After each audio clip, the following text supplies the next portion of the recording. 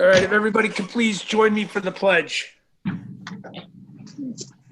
I pledge allegiance to the flag of the United States of America, to the republic for which it stands, one nation, under God, indivisible, with liberty and justice for all. So good evening, everybody. Full disclosure, I did bring the pledge up on my phone because I'm always afraid I'm going to be here by myself. I'm going to forget it. And I do want to once again apologize to everybody who's here for the lateness of our arrival. Not going to make any excuses, but we always want to make sure that we're thoughtful in what we do.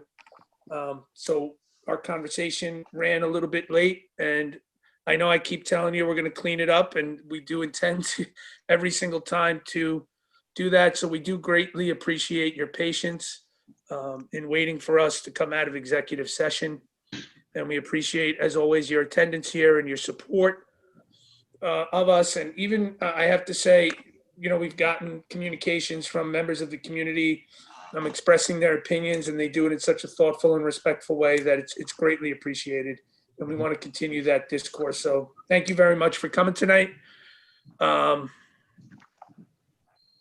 I don't think I have really anything else to say for right now. We're going to get right into the superintendent's report. And then we of course, are going to have a question and answer session after that. So without further ado, Dr. Ron Passaro. Thank you, George. And I echo George's sentiments. Apologies to everybody that has taken time out of their busy days to join us here. It is a pleasure to see. It looks like we've got upwards of 60 people in here, I think. So we've got a lot of people, here for this meeting. This is a special meeting. We had spent the summer planning for reopening, and what I've always said was that we want to be responsive to the needs of our community and the desires of our community to the extent practicable. We will make adjustments to what we put together, and I believe was a very conservative reopening plan that placed the health and safety of the community, at the forefront of all our planning. The ideal is to have kids back 100%. The best education we could provide in Center Moriches is for kids to be in their classrooms in front of their teachers. That's not the reality we're living under. And so we made adjustments. We knew that coming in, we were going to have to take temperatures of every child. We knew that we were going to have to enforce the wearing of PPE, universal masking for all kids. We were going to have to reinforce social distancing. We were going to have one-way hallways, all these different things. We were going to have to eat lunch in gymnasiums and cafeterias at desks. All things that look very, very different. And we weren't sure what our capacities really were. For transportation, we asked parents to whatever extent they could, if they could transport their own kids to be a help to us with our transportation infrastructure. And I have to say, this community has risen to the challenge. Our teachers have been extraordinary, our parents have been extraordinary, and most importantly, our kids have been extraordinary.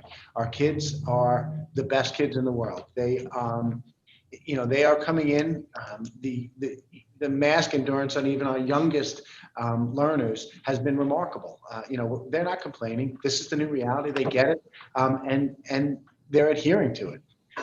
So that being said, with all of the things that we put in place in our reopening planning, we said that we were going to have some look back periods. So last Monday, we got together as an administrative team, and we examined all of the things that we were doing within our schools.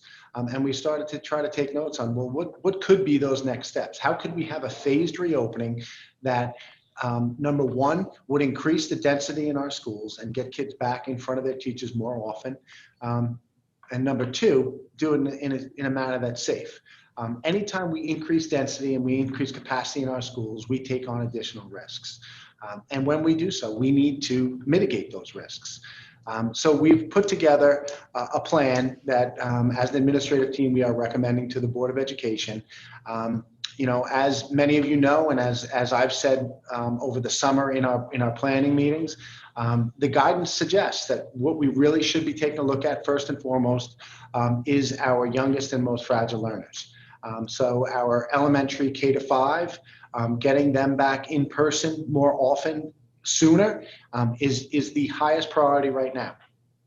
And so that being said, in terms of looking at a quote phase 2 reopening, we are looking at a recommended action for our board to consider, and to get behind as an action, to bring back our elementary kids. And I'm actually going to take a step back. I want to keep in mind that when we went to this model, we went to a model where we allowed families to select whether or not they wanted to be in-person hybrid or they wanted to be 100% distance learning.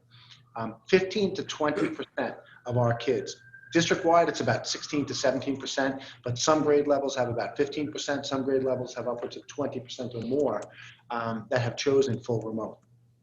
So that being said, we needed to put together a model for instruction that within our system and with the teachers we have, we could not create a school within a school. It was a budgetary impossibility to create a school where we had teachers dedicated to full distance learning only. So our teachers are teaching both.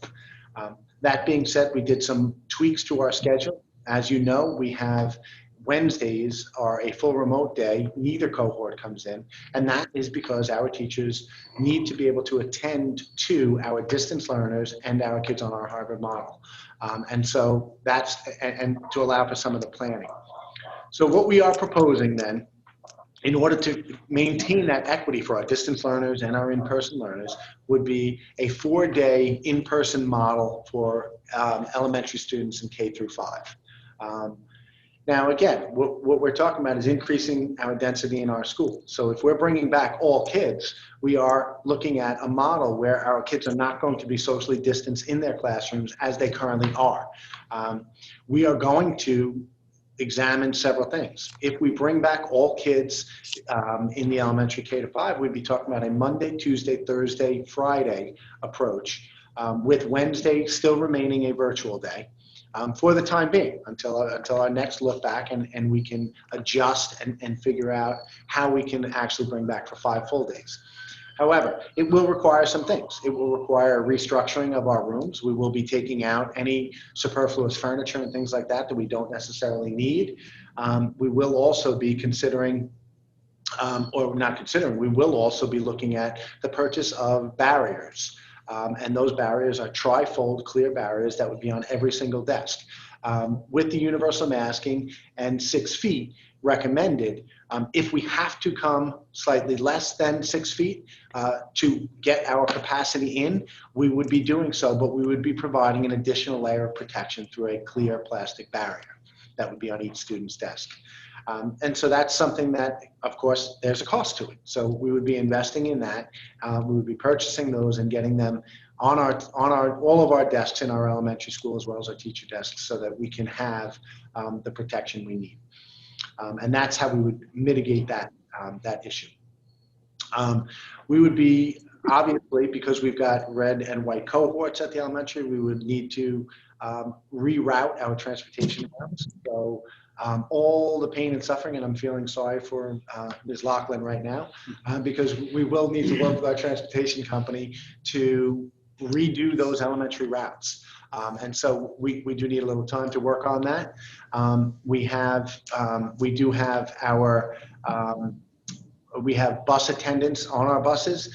One of the things we're looking at, and we spend significantly on them, and one of the things I want to alert the Board of Education to, is that one of our considerations is also the temperature taking. We are asking parents to take temperatures at home, but we have been taking temperatures for every child when they enter the buses. What we would like to consider also doing is having those temperatures being taken at the school instead, because we could save considerably on that and invest that in other areas of protection. Wednesdays, as I said, would remain full virtual days. We certainly would explore the possibility of how we can better manage those distance learners as opposed to having our classroom teachers that are managing both cohorts. But we will be looking at all of those kinds of things. Clearly, one of the things that's going to be important is the enforcement of our PPE. We are going to have to make sure that we do that, and we're asking for parents to, again, continue to talk to their kids about the importance of that. We have not seen that as an issue at Clayton Huey, but we certainly want to keep an eye on that. Clearly, we're going to have arrival and dismissals are going to have to be looked at. We do have more parents driving their children and picking up their children. So at the arrival procedures, we'll just have to take a look at that and make sure that with the increased capacity, we are handling it accordingly. We do have 3 drop-off locations, so that has helped us this year. And I don't foresee it being a tremendous problem as long as we adhere to those drop-off locations. However, the pickup on Brookfield at the end of the day clearly is something that we're going to need to work on, making sure that that's expedited in a manner that is safe for kids. Because we'll have a little bit increased capacity, we will have stricter adherence to our mask breaks that kids take throughout the day. In speaking with the Department of Health, one of the things they look at in contact tracing is this idea of mask breaks, and they are looking for mask breaks that are not as lengthy as in certain situations. We will have.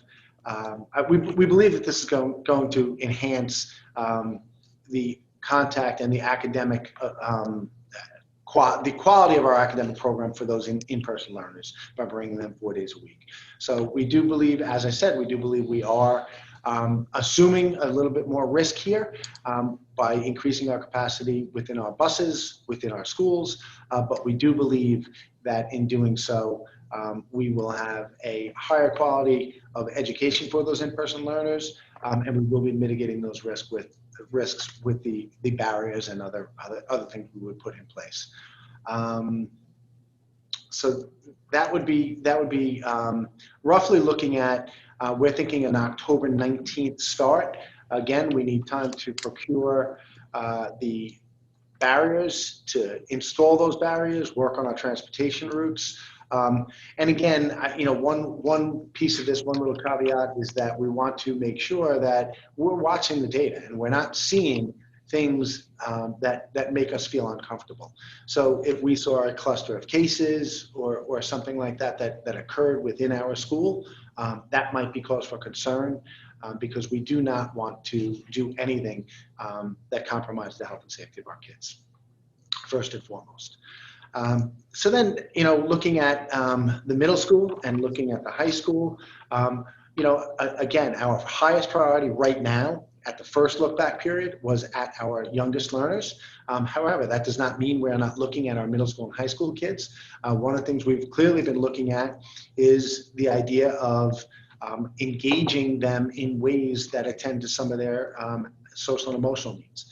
So looking at some of the clubs, trying to get some virtual clubs going for them, something that we're looking at.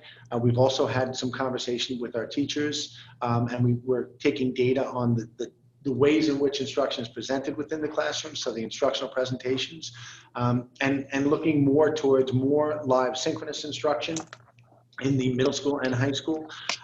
And from the start, over the summer, we talked about attempting to move toward a 3-day, 2-day model where one cohort comes in 3 days one week and 2 days the next week. We're not ready to announce that we're doing that yet, but we do believe that would be the next phase for the middle school and high school to increase contact time within those 2 buildings. We are looking at all 3 buildings very differently. We know that what we can do in Clayton Huey is not necessarily what we can do in the middle school or the high school. And we know that even the middle school, we may be able to implement some things there that would be different than the high school. So as I said, we are trying to look at many different things and we're exploring lots of options and taking feedback from our Teachers Association, taking feedback from our community, and really just trying to work toward a phased reopening that makes sense first and foremost keeps kids and staff safe, but enhances the quality of education that we're providing to the students of Center Merchants. So that's what we would be proposing at this point. The biggest change would be some additional expenditures that would, again, serve to mitigate the risks that we're taking on by increasing our density at Clayton Huey. Ron, with regards to expenditures, can we maybe for next board meeting start to look at how these new expenditures might impact what we need to look at moving forward? If there's things that we need to cut or remove, obviously our number one priority is getting the children safely back into the classroom. Right. So these are expenditures that are necessary. Mm-hmm. But in a tight budget cycle that we had and the anticipation that this is going to be another one, potential impact I think is important as well. Yeah, I want to emphasize that, and I should have said it before. There clearly are, when we were in the budget cycle, we talked about, an unprecedented budget planning phase, right? And we said that, hey, listen, we're gonna ask the community to get behind a budget. The budget that we're gonna ask them to get behind is a set dollar expenditure, and we will always live within our means. However, we may be spending money in different ways. So we are transferring money from one line to another because we've got these additional cleaning sanitization expenses. We've got costs of desk barriers that we never thought we'd have to purchase, $27,000 in desk barriers for Clayton Huey alone. But these are necessary given the circumstances. So I appreciate that flexibility, and I know the board certainly understands that. But clearly, that's one of the reasons why we're looking at saying, hey, you know what?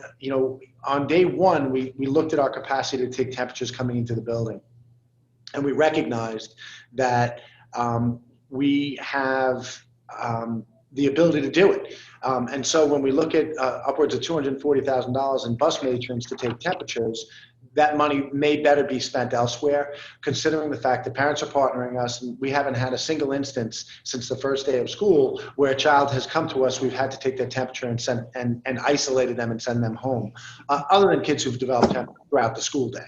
But at the initial temperature check upon arrival, we have not run into that. So we are, again, counting on parents to be diligent, to take temperatures, and not send kids to school if they have a temperature. But at the same time, we will do our due diligence upon arrival and take temperatures and be able to save that money and utilize it for some of these other expenses that we certainly know we have to take into account. One of the points I want to emphasize is that, and I may have said it, I know I've thought it, is that what we're seeing in schools, and I'll reinforce this idea. We've seen upwards of 72 cases in Nassau and Suffolk County. That accounts for more than half of the districts on the entire island have been impacted by at least a positive case. And what that essentially means is that districts have either closed down entire buildings, they've closed down cohorts, or they've just quarantined groups of kids or teachers or what have you. And the response has been different. To whatever extent they felt they needed to quarantine, they have. We haven't seen that. But the one thing that we're not seeing in these schools is that when they've had to quarantine, they are not seeing whole classes, clusters of cases. And I keep going back to the fact that I think what schools do well, and schools do better than anybody else, is they keep kids separated to an extent that keeps them safe. They keep kids wearing their masks and PPE, and they focus on the hand and respiratory hygiene and allow kids plenty of times to wash their hands. Those are the three things that stop the spread of COVID-19. And if we can partner with our community and have other areas in our community and have our parents reinforce those things, I think that those are key factors in minimizing community spread within the whole community of Center Merchants. I'm doing a lot of talking. Sorry. Ron, I just have a couple of questions, because I think we all definitely agree that getting the kids back in is priority. The best education that we can give them is in the building. There will be, I'm sure, parents who are not comfortable with the 4 days. They're going to have the option to opt for full virtual. Yes, we have talked to, we've always given that option, right? We've always said that, parents at any time, if you're uncomfortable, you can go and decide that you want to be full virtual. That was never a mandate, but that was something we got behind, and we said, we certainly don't want people in our community uncomfortable. And if they are uncomfortable coming to school for whatever reason, we will allow the full virtual option. That continues to be the case.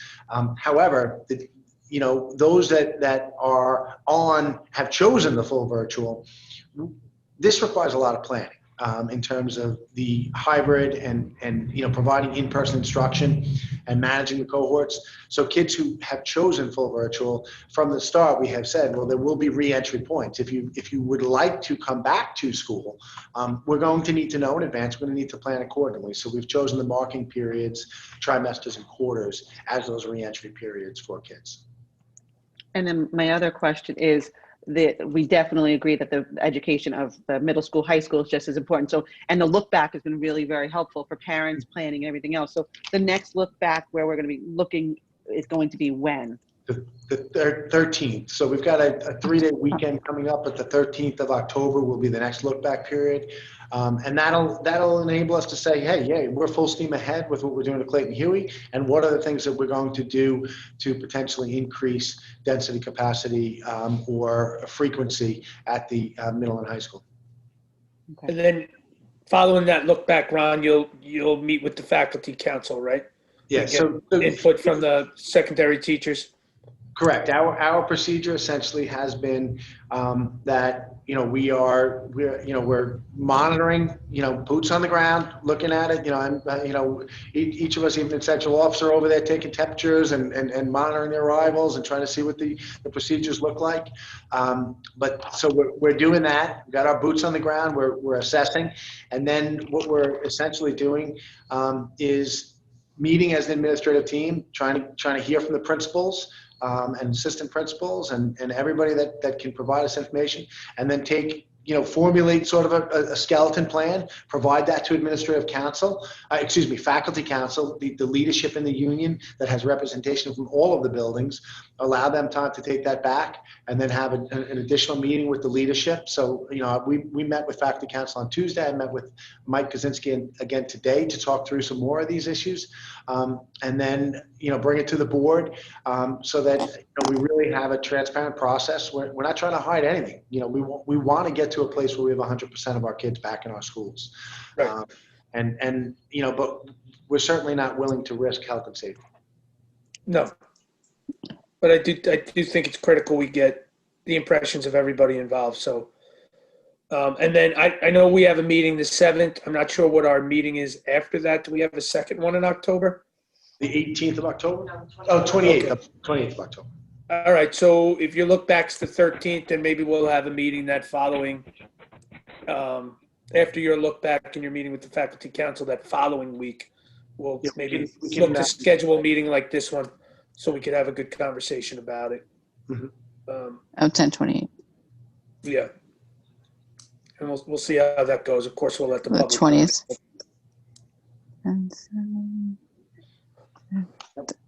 So the 13th is the next look back. The 19th is when we would hope to get Clayton Huey back in that capacity you described, as long as we're still comfortable with data points and what's occurring at Clayton Huey itself. Ron, on the 13th, when you look back, would it be just looking at the middle school or the middle school, high school together? Or would you just focus on bringing back the middle school, then the high school next? So it's actually pretty comprehensive. We're looking at everything, Tom. We're trying to look at all the systems. So we're not ignoring Clayton Huey there either. We're looking at all the buildings. Yeah, we want to basically, we're looking at each individual building, and we're looking at the district as a whole. Yeah. So we're looking at it all. So would you say if you, on your look back, you believe we could get secondary campus back in a larger capacity, it would be middle and high school together, or would it be middle school and then high school? Middle school in this state? Yeah. So or there's no way to know yet.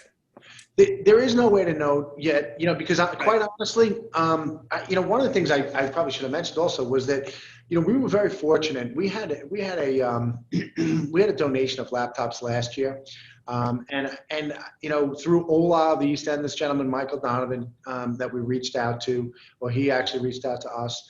And then, he actually reached out to me again, and we were short about 60 Chromebooks for kids who needed them. And so we were having a problem. We were really trying to ascertain, to what extent is that preventing kids from being educated.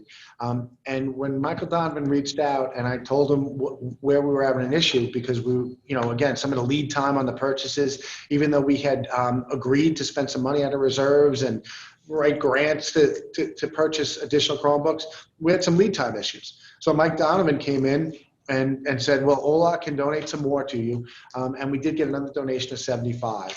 And that's extraordinary. And what that enabled us to do is to basically fulfill the need of all kids who actually needed a laptop to be able to connect. And what that now enables us to do is to say that this district could move toward a live synchronous model in the middle and high school. Because those kids, again, our middle and high school kids take ownership over their learning, whether they're in class or at home. Those kids are old enough and responsible enough to be able to log in, at a time in their class. So that enables us, that one piece of good fortune, that donation of 75 additional Chromebooks really allows us to have a deeper conversation about some possibilities. Okay. Definitely want to thank them for that donation, because that's huge. Yeah. That'll be. I was just thinking, Ron, maybe, I don't know if he'd be willing, but maybe when we're back, kind of together, maybe we can have him in and thank him somehow. Quite honestly, that's not going to happen. That's not the way this gentleman's built. He doesn't want to. He doesn't want to hear from us again. He just wants to quietly do it, and he wants Ola of the East End to get the recognition. But Michael Donovan is really doing some really quality work in the name of equity, distributing laptops throughout the East End. So he's all right. Well, we'll have to figure out another way then to show our gratitude. Mm-hmm. Marcus, I think you had something. Yeah, so just to be clear, Ron, that when this, I guess it's being called phase 2 now. It started on October 19th. Is that right? Mm-hmm. Correct. So for that, we think that it would be for Clayton Huey 4 or 5 days a week. 4 days a week, correct.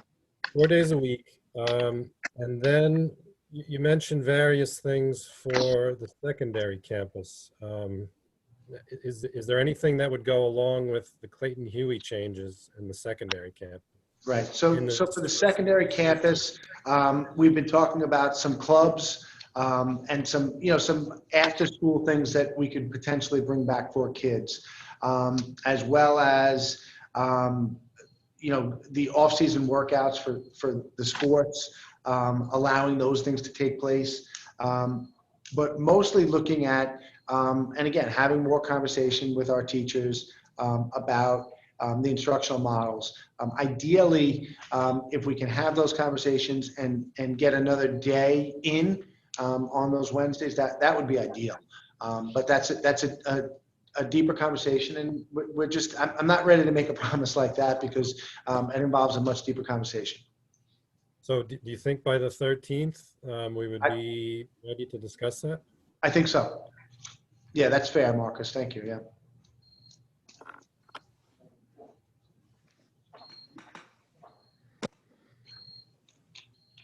Do you have any more questions or comments from the board or for the administrative team at all? So then we can move to the part of the agenda where the general public desire to address or question the board on any topic related to board work are welcome to do so at this time. So we do have here a 3-minute time limit per participant, and we're always reluctant to cut anybody off at 3 minutes. But if we could just be mindful, in case we have a lot of comments or questions, we want to make sure that we give everybody enough time. So if you use that the hand raising icon, and Mr. Nofi will recognize you and unmute you. I don't see any hands yet. Bill, do you? I got one. Suzanne Junk. You got one? We have one. Suzanne Oh, Junk. I see. Yep. Hi, How are you? I'm great. I just have to tell Dr. Passaro that I just so appreciate you hearing us, listening to us, and taking action. I'm just so appreciative. I'm so grateful. I just wanted to say that. I've definitely sent you one too many emails. So thank you. Dr. Passaro is muted. Got him. Okay.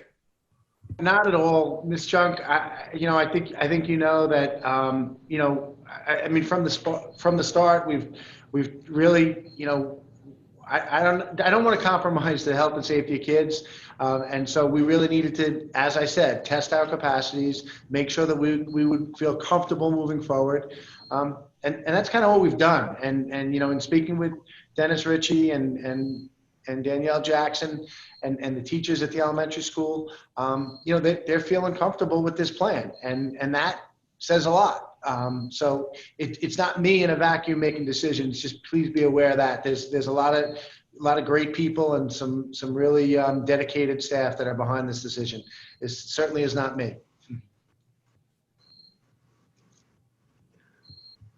Okay, we have another one. G. Castiglione.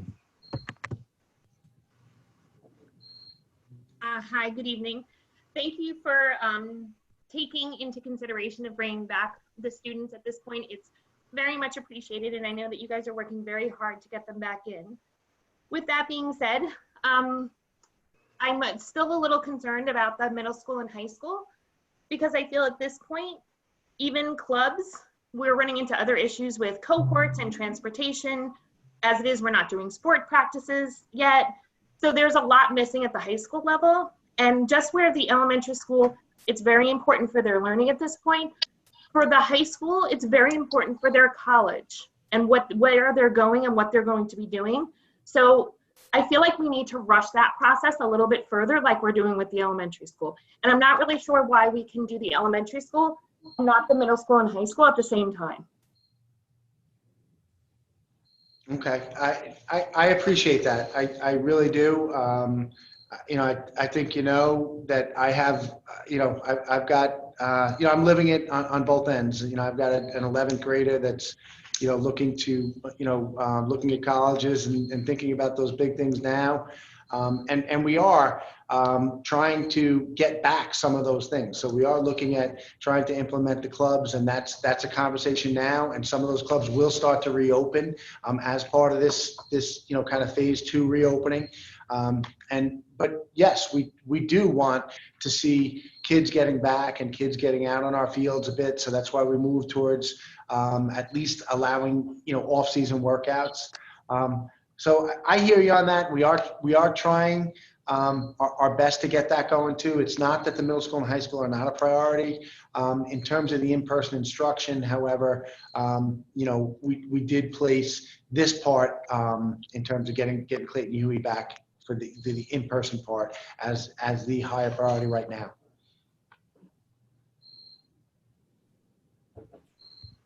Okay, thank you. I appreciate that. Thanks, Gillian. Thank you, Gillian. All right, another one, Christine Buff. Hi, thank you for everything. I guess everyone's saying it, so I will as well. So I do appreciate everything. Question though, so the thoughts about the middle school and high school and the club situation or after school things, are those decisions going to have to wait to be board approved, or can they kind of trickle in between now and your next look back on the 13th? So basically, quite honestly, these are not, I don't want to say they're not board approved. Okay. I think that, what I'm looking for coming to the board, we have reopening plans were done in a way that the state purposely did not have us submit documents that needed to be approved. What they submitted were fluid and flexible plans that could be adjusted by changing them on your website. So what's submitted to the state are links. conceptually, I come to the Board of Education to say, I'm looking for this support because ultimately you have a fiduciary responsibility because we're going to be spending money. And we're going to be spending the money of the taxpayers of Center Riches. So when I do that, I'm coming to the board to say that these are recommendations and I'm looking for their support. It's not formal board action. So as long as I've got the overall support of the board, we can start running the clubs at any time. These advisors have already been approved. We just have not started them because we're just not in a position to start them due to the circumstances. So to answer, that's a long-winded response to say we can get them started. Okay, and then also, I know that Marcus started speaking about this, but so are you suggesting, and George suggested, that they could add an extra meeting onto the board agenda, in case you needed something that was like the bigger decision of when the middle school and high school kids can go back, they'll just pop in another quick meeting like tonight's meeting? Yeah. So what we'll do is, we will have, this is more like a, kind of a special meeting. It's sort of like a community forum. It has to be a meeting because, by law, more than 3 board members aren't supposed to be joined together. So It's really called a Board of Ed meeting. But yeah, just that, it's really about, providing a forum for the community to basically hear what our plan is and the board to say, that's, and weigh in and let us know if they're supportive of what the administrative recommendations are. Okay, thank you. And I just know my children are super anxious to be there more. And I think socially and emotionally, that's the hugest thing for at least my children right now. They're not really loving being home, and I don't really care that they're home too. I think it's, I guess the more that they could be in the building, they'd be with their friends. What? You showed your cards right there. Well, it's true. They want to be in school, period. I know. I mean, we would love nothing more than to tell everybody, send them all, starting tomorrow. That, we would love that. But as we say, we always have to be concerned with their health and safety. And I talk to Dr. Passaro way too much. George. So I understand. I just, it's hard because, I actually work at a district that we're in 5 days, all kids, and, with like a 20% distant learning. And it's hard for me to leave to go to work every day, wishing my children had the same opportunity. So I'm just praying it happens sooner than later, like, Gillian is asking, and probably everyone else is sitting here on the side, just begging to get them back in. Of course, safety is first, but okay, I'm done. Thank you. Thank you very much. As I said, I'm living it. I'm calling my 11-year-old at 9 a.m. and saying, did you get on your class yet? We're doing the same thing. We're leaving an 11-year-old and a 16-year-old at home. And I'm watching my freshman in college and my junior in college, struggle with their online circumstances. So I get it. I really do. My wife's a teacher as well, struggling with that as well. Okay. I appreciate it. Thank you so much. Thank you. Christine, also know that, like, for me, I'm sending my Clayton Huey student back 4 days, knowing that my middle school and high school kid are struggling too. Like, I understand. We all understand. It's thank you. 100%. Yeah. I appreciate your questions before too, because I was writing all those down and you saved me some time. Thank you. Thanks, Robin.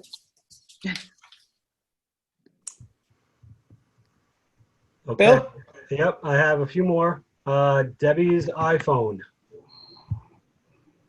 Hi, good evening. Thank you so much for your time this evening. I really appreciate the additional information. My question really tonight is geared toward the high schooler. I have a sophomore, and right now we are dealing with shortened periods while our kids are in school. Are we looking to maybe extend that for these high schoolers, as someone had said earlier? I think it was Gillian, about we have, these kids are looking for college, they're looking at honor societies, they're looking at all these things that will make a difference and make them stand out and have their own stories. So my question is are we going to look at something like that for our middle school and high schoolers at this point? Yeah, I think it's all part of that same conversation. Again, the difficulty is this idea that the 15 to 20% of our kids, depending upon the grade level, as I've always said, that are home, we have to provide to the greatest extent possible an identical education to them. And so, the couple of minutes we took off the periods were really to build in the supports for those other kids that are at home, because we do have an obligation to them and we can't ignore them. So, that's why we believe that a change in some of the instructional approaches and potentially more in person will be of benefit to everyone. So I know I'm kind of repeating what I said earlier, but that's the best thing that we can do, and get these honor society inductions going, get some of these clubs that we can get running, whatever we can run virtually, because we want the kids to be engaged. We want them to build their resumes so that they can distinguish themselves for their college applications.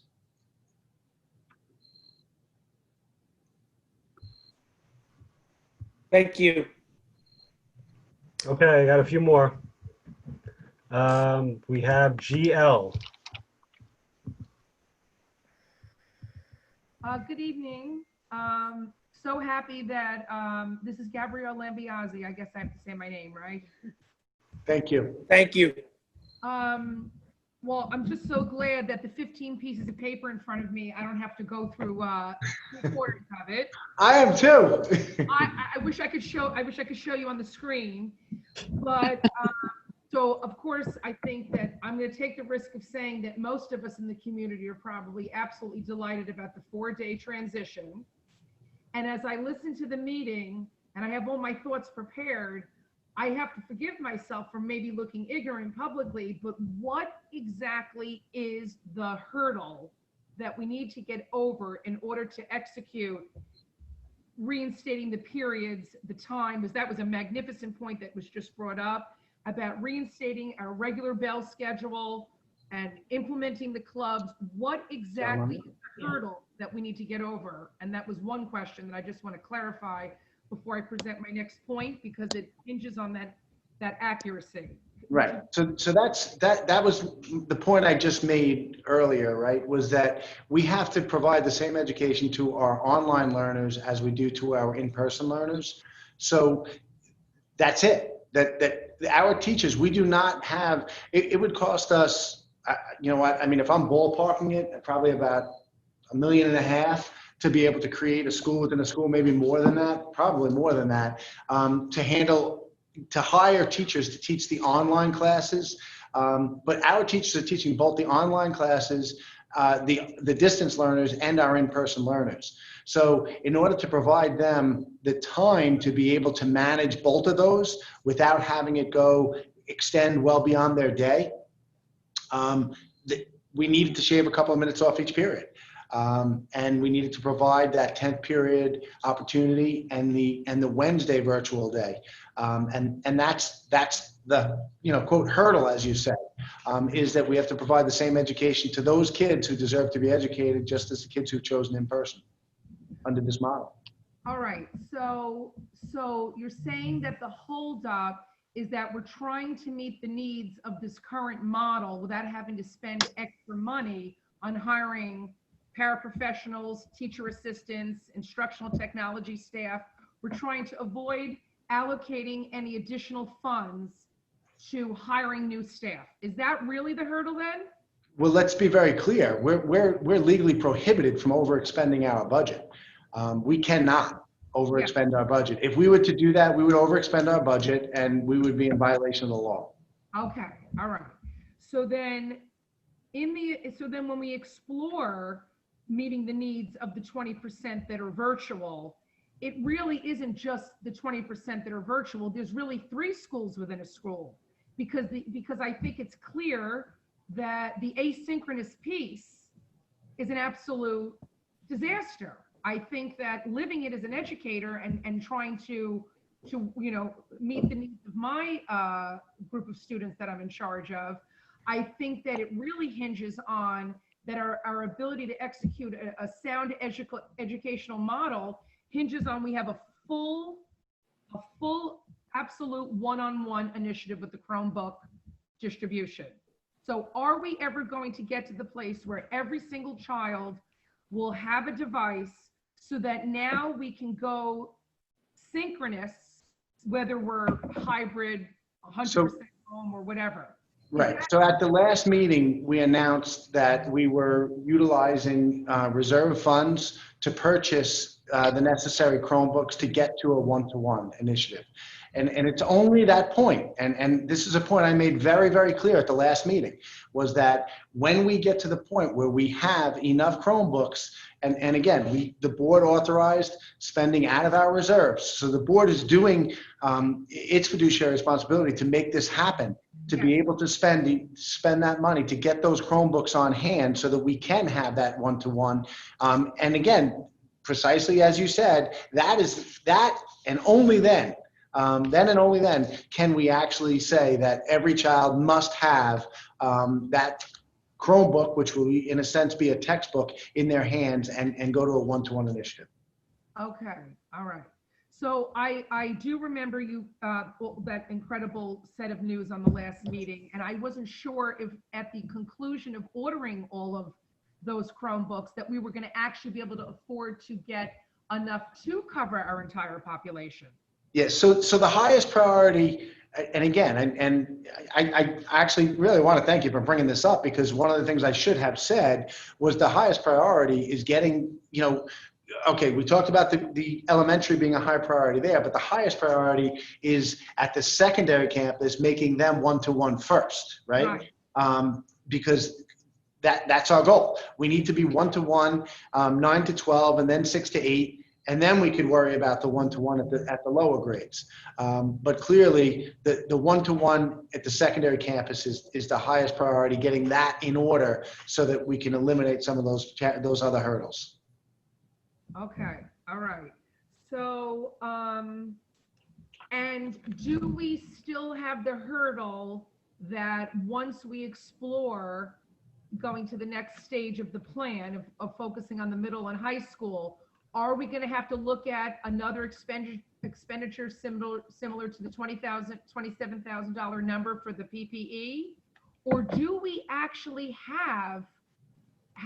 is there anything written down that is available to the public to know exactly what is the building capacity, middle school, high school?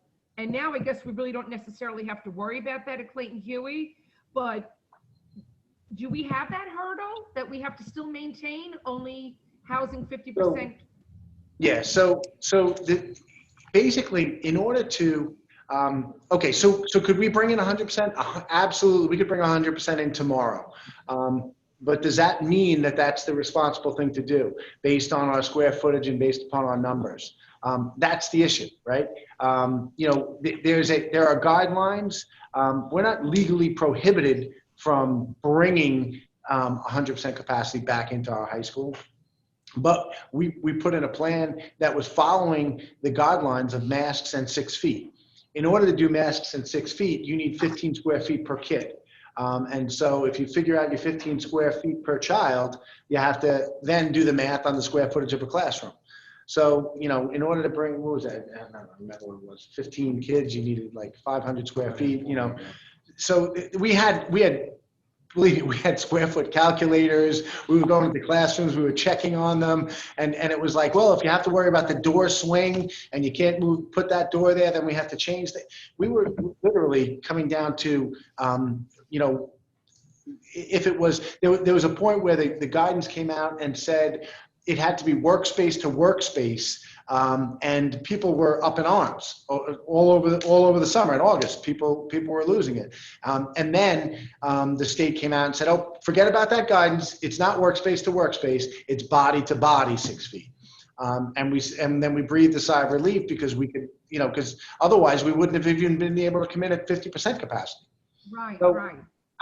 There's a lot here, and we're trying to work within those guidelines, and I keep saying is, highest priority is keeping kids and staff safe. But we want to get to a point where we're at 100%. It's gonna, we're inching our way back based on monitoring everything that we have within our control. if I could just, I can always come back and ask another question. So let me stop. And if there's time at the end, I'll bring up another question. I don't want to take up anybody's time. Thank you. Bill? Okay, we got Renee Passaro. Hi, Renee. Hey, how are you? Hello, Renee. Hi, nice to see you. Actually, she had very similar questions to myself. I just want to thank you because I have one in high school and one in elementary school. So very happy he's going to be getting in for the 4Ds. So I just want to confirm, so 10th period is a requirement, and it sounds like she really helped clarify that because that is about the distance learning. That's correct? Okay. And then Wednesday, so this is something that's still required. We're doing the deep cleaning, and that's something for the high school we're going to continue to look at. So I'm looking at just how to get my older one in. I do appreciate the look back at the clubs and everything else. I just know that she's struggling with, just limited time in classroom, and how can we get that? So I appreciate you looking at that, but the caller before me really had all the questions I had. So she was very thorough. Thank you. Thank you, Renee. Bill? One more. Jackie. Hold on a second. All right, Jackie. Hi. In the beginning, Dr. Passaro, when you were discussing, just your opening, you mentioned by bringing back the elementary school students, it would provide a higher quality, these were your words, a higher quality education for those in-person learners. As a high school parent, what I heard was that my children are now receiving a subpar education because they're now only in school 2 days a week.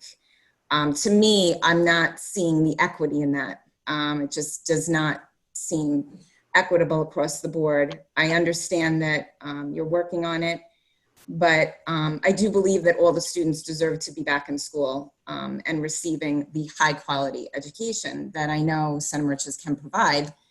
I'm just wondering, I'm hoping that the synchronous learning is not going to be even considered, and that my high schoolers will be back in the building. I know that Massapequa School District is planning on bringing their high schoolers back by October 19th, and that is by far a larger school district than we are. I guess I'm just wondering if you've possibly reached out to Ms. Iaconis, who's the superintendent there, or superintendents maybe of Hauppauge, these other schools that are back full-time, to maybe just get some ideas from them as to, how they're working it. Yeah, no, I mean, I can assure you, I am very much plugged into all the superintendents in Suffolk and Nassau, and I'm quite familiar with what many of them are doing. And some of them have great, very creative, very great ideas about things that they could do. But, to be clear, I think that, one of the things you need to understand is that, and I've said this, and, you could, some people, I think, understand it. Some people necessarily don't believe it, but every single district has its own circumstances. And I think that while we can look at other districts, we really need to look at Center Riches and what our capabilities are. I think that in terms of providing a quality education, a high quality education, listen, I have a 16-year-old, and I've said this before, who last night I held her in my arms while she cried over her circumstance because she just is feeling so much stress over this. So I get it, I know, but the guidance itself that comes out of New York State Education Department talks about how we as educators need to place the interests of our youngest and most fragile learners first in terms of getting them in. That's what all the guidance if you look up any of the guidance about reentry, that's what they were talking about, is getting the youngest learners in more frequently. And the feeling is that if we get, this is not to undermine, or say that we're not providing a high quality education, but our older learners are more capable and more independent learners to be able to handle it. And I'm not saying that that's ideal. I'm not saying I don't want them in 100%, but I can only make recommendations that are consistent with, what we feel like we're capable of, what I'm hearing from my principals, what I'm hearing from my teachers. And so, that's how we're making decisions here. So I do 100% understand where you're coming from in terms of feeling that way about your child. We will be working toward doing all we can to try to, create more opportunity and more engagement for the kids in the middle and high school as well.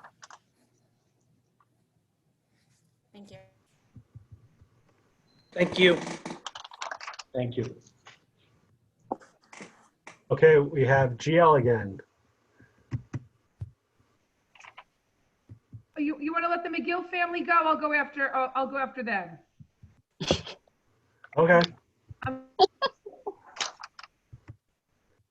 I have Magill. Hi, how are you? Can you hear me? I can hear you. Yes, we Okay. can. Oh. Thanks, Gina, for letting me jump in there quick. I just have a quick question.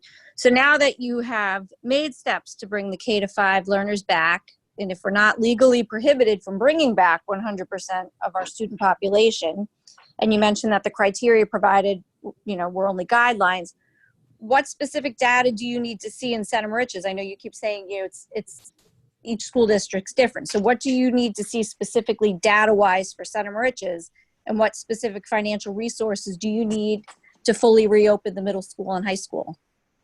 Well, and again, these are conversations with the administrative team and the teachers. I mean, what we're looking at, again, we're looking at the size of our classrooms, which in some instances are somewhat small in that campus for more adult bodies, if you will.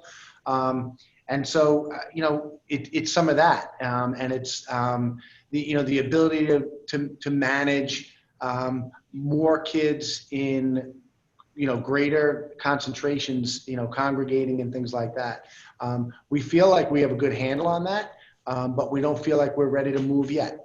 I'm not saying we won't be, and I'm not saying that we are, it's really just constantly looking back at it, Heather. I'd love to say that we're going to move sooner than later, but right now, the priority in terms of the reintegration for the 4 days was at Clayton Huey, and we will be on the 13th looking more closely at the middle school and high school in terms of that.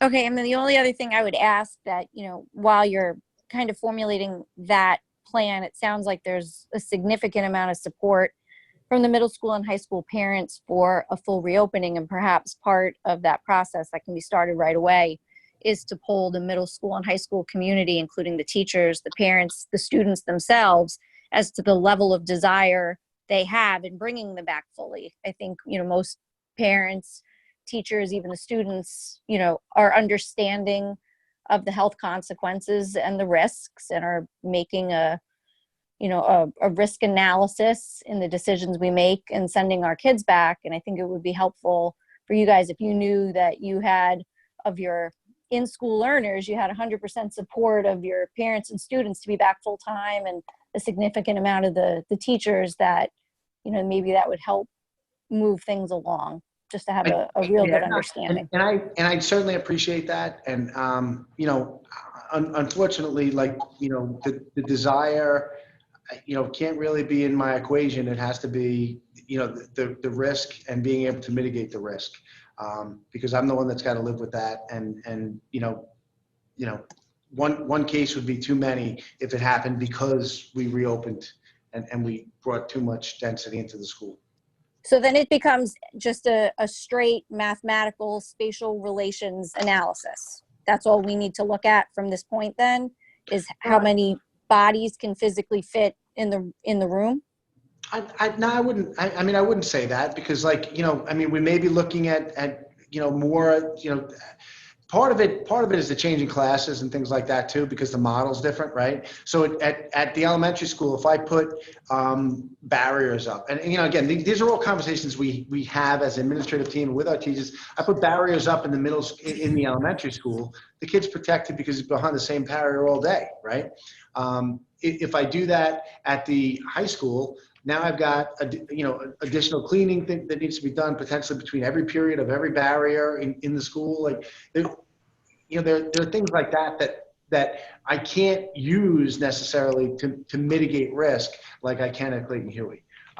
So it's all part of the conversation, Heather. Please know we're having that conversation. And we could go on for probably hours talking about the various different ways we've talked through some of these things, but no, it doesn't mean we won't be doing it. It just means that we're not yet doing it.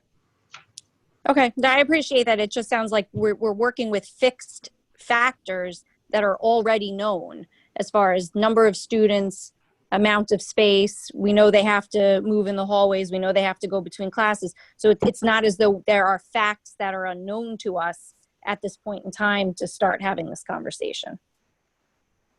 And unless I'm missing some kind of factors we don't know. I think the point is we are having those conversations. We're just, we're not moving at light speed here. That's all. We're taking the real caution, reason approach to how we want to, kind of phase in the reopening. That's all. And I know, that's clearly not going to be fast enough for many parents, I'm certain. It's hard. It's for kids, like you said, you understand, you have two daughters in college and children that are coming up on that age. We're putting that together for the seniors and the juniors, and the time goes by too fast as it is. So it's a big concern. I agree. But I appreciate everything you are all doing. Thank you so much. I know. And I thank you, Heather. I thank you for that. Bill? Okay. One more. Hi, it's GL again. Hey, Gabrielle. Hello. Okay. So here we go. Has there been, after the, let's just say 3.5 weeks of school, the peace of mind that I'm looking to have for myself and for probably everybody I see in the grocery store and everybody we ever talk to is there an organized, systematic, universal approach that all teachers are on board at the middle school and the high school with how they're addressing the kids in school and the kids at home? Is there a percentage of more asynchronous versus synchronous? Because I live it, I work it, I know how it's going in my building, and I know what it takes to get it done. And when you mentioned something before about 10th period, and we're shaving off minutes of each period to accommodate the teacher having the release time to address virtual learning, and that seemed to be the big hurdle. How exactly is that being executed? The kids go to their classes each day, shorter periods, so there's more time to get to the different periods. So we're cutting those educational minutes out of the equation to accommodate the movement through the building, right? Is that the main impetus for that decision? Wait, so no, the main impetus for the decision. Okay, so if you have a 41-minute period that's now 39 minutes, the trade-off was that the it's only 3 minutes? Pardon me? It's only like 3 minutes that's being taken off each period? Yeah, because cumulatively that amounts to 20 minutes on the 10th period. That helps the teacher to be able to manage their distance learners. Okay, so you mean, all right, like in my... So no, we weren't taking 15 minutes off a period. No, it wasn't like that. No, I mean, what I was wondering is, are the kids that are 100% virtual meeting with their teachers just like the kids that are hybrid and home? Yes. And is the building in the middle school and the high school, is the bandwidth facilitating, and are the kids able to be a part of a live Google Meet class at the middle school and high school? Yes, we upgraded our infrastructure to basically to accommodate that, yes. All right, so you mean all the kids that are taking classes in middle school and high school, whether you're in person or home, can go live period by period and be part of the class, and then the kids that are at home just report to the extra help session at the end of the day, and the other kids go home? Is that what's going on?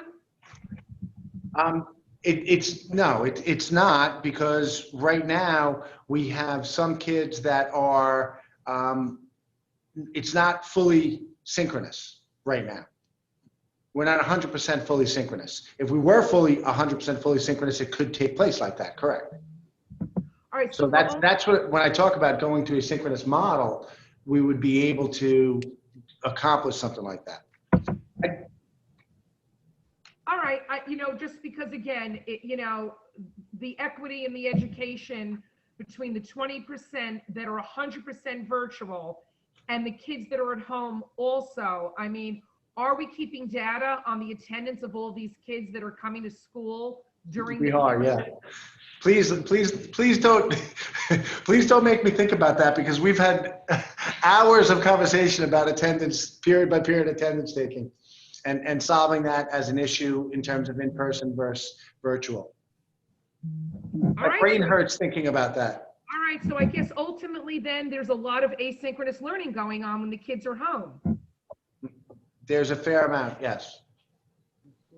But if they had a device of their own, that they own their own device, do they have the ability to tap into a Google Meet period and be live with that teacher if they have a device? Yes, but not universally. Not every teacher is doing it. That's why I was saying, if we, that's the part of the conversation, is moving toward more, synchronous model, a more universal synchronous model. Because if that's not being done, that of course is again the backslide on everybody feeling disconnected from school if it's not able to be done.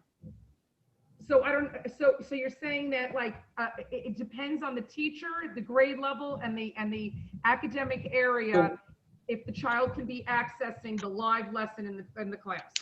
So we set a minimum standard for what teachers needed to do. There were 3 options. One option was a live synchronous with videos posted subsequent. One option was pre-recorded videos with videos posted. The other was to videotape the live instruction and post it subsequent to the lesson. So those are the 3 models that were acceptable for us, for our teachers. Teachers had chosen to utilize one of those. I think the highest percentage of teachers are actually using live synchronous at this point, but they're not universally utilizing live synchronous. So we are having more conversation about that as the model. Okay, thank you. You got it. Okay, one more. Renee Passaro. Hi, Renee. Hi, one more question. It sounds like we're trying to move to the model where they can use devices in school, and I'm swapping out between a home device and a Chromebook. I'm finding that when you use the Chromebook, if it's not plugged in, it doesn't work. So if we have multiple kids and we're using those Chromebooks in school, how is that going to work? I know this because I actually had to use it yesterday for the high school open house. You mean in terms of charging stations and things like that? Yeah, literally as soon as you unplug it, the Chromebook doesn't work. So I don't know capacity. I haven't been sitting in a classroom for any length of time other than for open house running from classroom to classroom. That sounds like a specific Chromebook issue. Yeah, that's battery life. Yeah, that's a device issue. That's a device issue that, if that's a school issued Chromebook, you might want to contact us and we can get a, get a look on that. Yeah, but, Renee. But otherwise, Renee, but you bring up a good point, Renee. I've been a part of, one-to-one initiatives in 2 different districts that I've worked in. And we did absolutely 100% consider what those charging stations needed to look like in classrooms for kids. So yes, there are some needs to be able to provide appropriate charging for computers. I mean, the ideal is that kids come with those computers charged in the beginning of the day and they last the whole day. But as you know, a battery life of especially an aging Chromebook, like potentially the one you're talking about, is not going to make it for 6.5 hours. So we do need to provide opportunities for just a quick point of reassurance, my school is 1-to-1, and it becomes a habit for them to come in with 100% charged Chromebook. And generally speaking, there's no issues with them throughout the day. Very rarely do we need to have children charge. It's just when the Chromebooks get older and that they don't hold the charge as well that you run into those issues. And that's why we need to make sure we have enough Chromebooks to provide that relief for students who need it. So this may be just a one-off Chromebook issue versus yeah.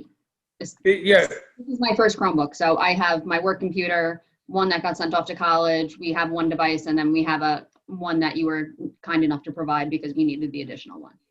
It sounds to me like it's an older Chromebook with battery issues. That's what it sounds like. It was very helpful for last night's high school meeting. So. Well, and thanks for that. Thank you. I just do want to reiterate to the community. Number one, I'm a long-time educator as well, so I also have a high school student. I think everybody on the board has a student at the secondary campus, at least one. Yeah. So without sharing personal stories, I'm dealing with it on both sides as well. I will speak for myself. I'm doing synchronous learning, and there's challenges with that as well, the period to period. There's certainly advantages to it, but there's certainly also drawbacks to it. So it's a difficult thing. And I just want to reassure the community, we hear you and we know what you're saying, and your desires are our desires.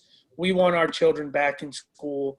We want them to be spending as much time in their seats with their teachers live as possible, but we just want to make sure that we're doing it in a way that is responsible for them and their health and their safety and the safety of everybody in those buildings. So please understand that we do hear you, and we really, really appreciate all the questions and all the comments. Excuse me. Certainly gives us more to discuss and more to think about. But please understand your voices are being heard, and your voices are our voices. We have all of the same concerns that you do, and we often have the same questions that you do and the same conversations. So we do really appreciate you bringing that to the table tonight. So thank you very much for that. I'm sorry, Ron, if I cut you off, but I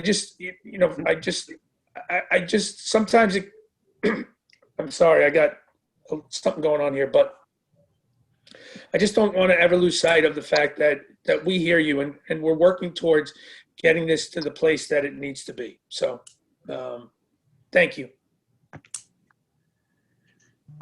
Bill, we have other people? Yes. Jackie. Jackie's up. I'm back. Hello, Hi. Jackie. Hi, Jackie. Thank you for that, Mr. Maxwell. I personally hope that we're not going to. Please call me George, Jackie. Excuse me? Oh, it's Please George. call me Yeah, George. I can't do that. Yeah. But I hope we're not planning on synchronous learning for the rest of the school year, because again, as I probably got my point across earlier, I'm really hoping for them to be in. But I know that there are some teachers that are doing that. And I'm just wondering if technology is going to be enhanced in that some of the teachers that are doing synchronous learning, the way they are teaching, they'll teach their class as like a community class. Like, so they're conversing with the students, it's back and forth, there's dialogue, there's this. So my child only hears the teacher. So my child's only getting half of the lesson, because whatever the other students are saying in class, he can't hear. So he definitely misses out on half of a class. And so as I'm sure synchronous learning can work in certain disciplines, in other disciplines, unless each child, maybe has a microphone on so that he can hear what others are saying, he misses the lesson. So again, I'm pushing for in-person because, Jackie, as we all know, it's best. Yes, Jackie, and we're right there with you. The synchronous model would not be something that would take the place of in-person learning for the rest of the school year. It would be a stepping stone to getting everybody into the building. And that hurdle that you brought up is a real one. I have a microphone, and It's got, I don't know, a 6-foot cord, and I put it out as far out into the students as I possibly can, but they're still not hearing the children in the class. And so You really I'm can't expect a often teacher to. it's challenging. go- There's challenges in every single model. Look, the best thing would be pre-pandemic education, right? That would be the best. That's what our goal is and what we want to get to. But there's steps along the way because we're in pandemic education until we can get to that point where everybody is in the building safely. We know we have everybody's best interests in heart. So we're going to hit these stepping stones along the way to try and improve what we're doing, to try and diversify what we're doing and to reach all of the learners and be equitable for everybody until we can get to that point where we get all of the students into the building or get more students into the building on a more regular basis. I want my child in the building. I want her in there 100%. But we have to do it in a way that's safe and equitable for everybody, and that's students and staff and the community as well. So nobody's saying synchronous learning is going to be the model through June. What we're saying is it's another thing that we can offer until we get to the point where we can mitigate the things we need to mitigate to get the secondary children into the building. Does that make sense, Jackie? Oh, yeah, it makes sense. Yes, it does. But the other point though, Jackie, though, that conversation that you just had, that is a conversation that could be good feedback for a teacher also. And so if you express that as a concern to the teacher and say, like, my child, not as a complaint, just as a, hey, like, it would be helpful if my child could hear those other students. That's something that we have to work on as a district. And like George is saying, put a microphone 6 feet out. I mean, hey, there's an expense to that, but maybe that's something we really need to be considering. And it's still not great. It's not fixing it, but maybe it can help. It helps. And then I'm finding myself, I have to repeat it because I have my synchronous learners that are, they're breaking in to contribute to the conversation and they're talking over the children in the classroom because they can't hear them. So it's a lot of moving parts. It really doesn't work. On my personal opinion, it just doesn't work. Yeah, yeah. Mm-hmm. It certainly is. Mm-hmm. So thank you so much, Jackie. Thank you. Bill, I see we have more hands. Yes. Tara Hotaling.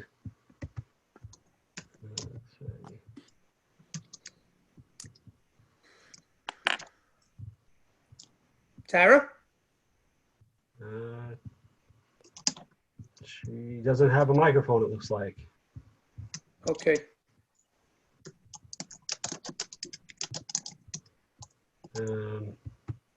Yeah, she doesn't have a mic. I can't. There's nothing to unmute for her, so I don't know if she's having technical difficulties. Could she? Maybe she could put it in the chat for us. I know we have at least one other person with a hand up, so maybe we can move to that person. Okay. Is it possible that Tara could type her question or concern into the chat? Let's see. Chat. I'm going to move on to Brian. Okay. Tara, if you could type it into the chat or text somebody maybe to ask your question, that would be great. Hey guys, I just wanted to say, I think, listen, this whole situation hasn't been fun. It's definitely taxing. I think all of us have hit a point as educators where we're mentally exhausted as we go. And I think there's definitely got to be a shout out to the efforts that I'm seeing, at least from my kids' teachers, admin, everyone's responding, everyone's responsive to emails, which is huge because at the end of the day, that's how settle some of the stuff that would go on in the community. And instead of rumors going, it's very direct and it's factual, which is huge. And then also to go back where, for myself, just to add a little bit from what I've been asking the kids, I feel like our generation of kids now are so used to that IB format that not intentionally putting that in there, but they're so used to being able to play something, pause something, record something, that asynchronous model they've been trained for without us even knowing it. I've been actually asking my high school students what do they prefer, and they're finding that live instruction is difficult. So it might be a good survey to find out what works within the students as well, and then maybe that can help guide us in the future. Thank you, Brian. That's a really good point. Thank you. Bill, can we try Tara again? Sure. I thought I saw her face pop up for a moment on my device at least. All right, so she's got a video. Yeah. No, she doesn't. She lost a video too. Do we have chat available, Bill? Will that work? Is it in there? No, we don't have, there's no chat, text chat on the meeting. What did I say? Oh, yeah. Oh, we lost her. Tara, I don't, if you can hear us, maybe you can text somebody or call somebody and they can pose the question or comment for you. Yeah. We don't want to not hear from you. So There's a video. But we have no audio. okay, so let's see if maybe, yeah, I see Tara, but I don't hear her. Yeah, it could be a computer problem. Maybe. Tara, can you hear us? Tara, can you hear us? Thumbs up, thumbs down. Can you? Yeah. Bill, there is also a telephone number to call into the meeting. Is that correct? Yes, she can call in on the phone number. Oh, there we go. She's connected. There you go. Now unmute. There you go. Yep.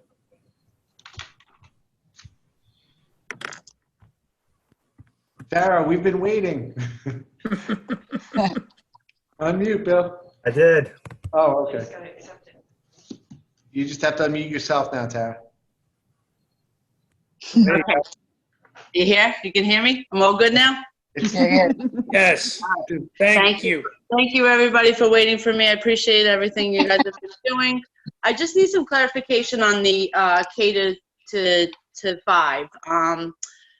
So the kids who are going 2 days on, 2 days in, if they choose, they have the option to, so if we're going 4 days, they can no longer do 2 days on? Or It would be 4 days in, correct. It would be Monday, Tuesday, Thursday, Friday in school. Or then the other choice is to go full virtual. Correct. All right, so it's not going to be 2 days and then only 2 days. That option's going to be gone. Right, right. Okay. And then are we still doing 9 to 2:30? Correct. For the time being, the hours would remain the same. Okay. Another one, just quick question. Is the SATs, are you guys hosting it this Saturday? I should probably know this by now since it's Saturday. We are. Yes. Yes. Okay, that's a good one. I'm sure my son knows, who's a senior, and like every other parent who's got high school kids, seniors this is awful. This is totally awful. The experience they're having that my other 3 seniors all had, it's just devastating. Mm-hmm. Is there any talk about how to make it, because you guys did a phenomenal job, phenomenal for the kids who graduated last year.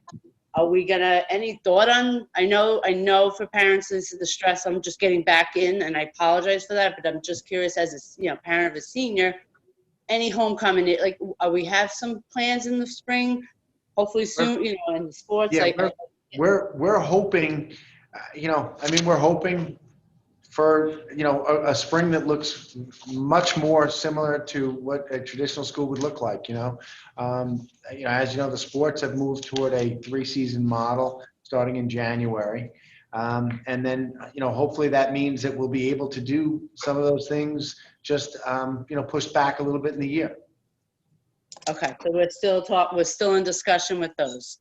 Yeah, of course. I mean, we don't want to cancel anything, that we don't have to. We're in postpone mode right now. We're not in cancel mode. Okay.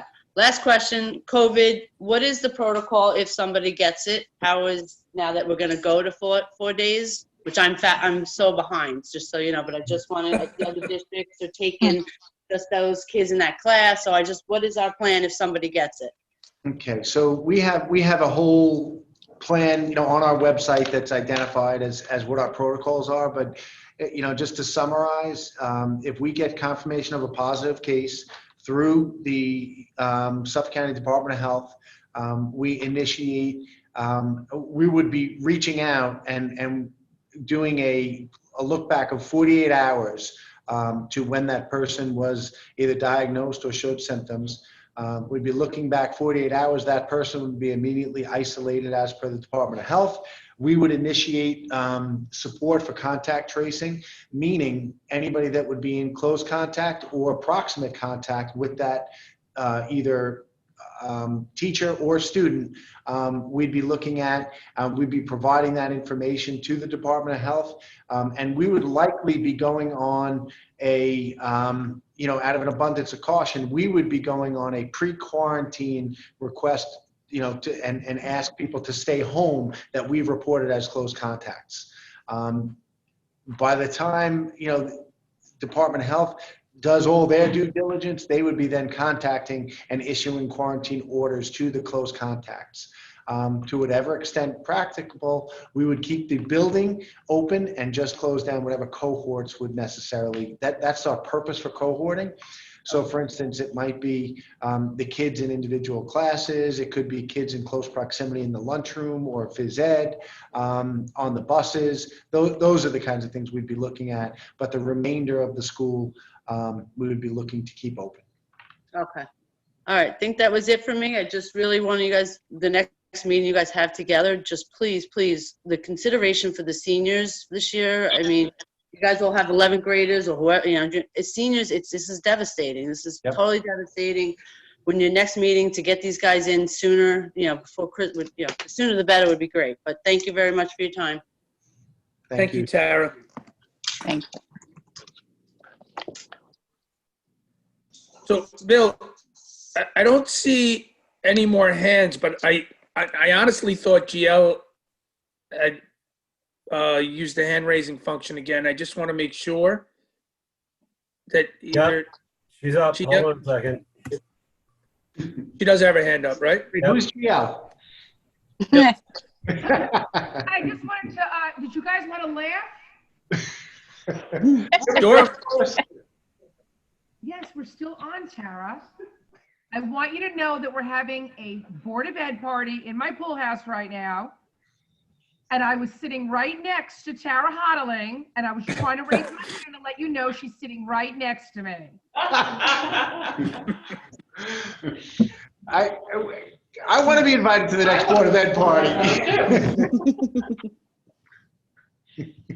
Thank you very much, GL, for bringing some levity there. Well, Thank you. I just want to make Robin Rayburn laugh. That's our goal every night. No, well, thank you. Wait, I'm not done. Oh, you got more? Yes. Hold on a second before you pluck your eye out of your head. I just want to say that I love our town. I love our town. And we are so special, and we're small enough that we could be a model school on Long Island. And I think we should raise the bar and feel inspired and harness all this incredible endurance and energy that we all as a community are rallying together. And we should, you know what, we should set an example for our kids and make ourselves famous and be the model school on Long Island. Go 5 days! Thank you very much. Thank you very much for that. It's called hashtag CM positivity right there. Thank you. I say we crash that party after this. Yeah. Bill, I don't see any other hands. Do you? No, we're clear. Let's go. Oh, yeah. Yeah. So once again, I do just want to thank the community for coming out and for taking the time to ask the questions and express their opinions and their comments. And just, we want what you want, and we're working toward that as best we can. And we will continue to do that as we move forward, and with safety and with health and everything else, we'll get the children back to a really good place. So we thank you for all of that. And Ron, I think You know what? I'm not even asking you if you want to speak, Ron, because I think you've spoken enough tonight. I'm happy to give you the last. Do you have anything to say before we wrap up? Any of the board members? So I just want to, I don't think we have any outstanding business left that we need to go back into exec, correct? Correct. Okay. So then, Bill, I hope I didn't speak long enough that somebody else put up their hand. Nope, we're still good. Okay. We're good. All right, so Oh, I'm gonna motion. Bill, I'm sorry. It's Renee. Hold on, Renee. Renee, are you at Gabrielle's house? Because George asked. Renee? Renee? Sorry, I just put up my hand because George asked me to. Oh, thank you, Renee. So go ahead. Appreciate it. 1 second. Bye. All right, motion to adjourn. Motion to adjourn. Motion.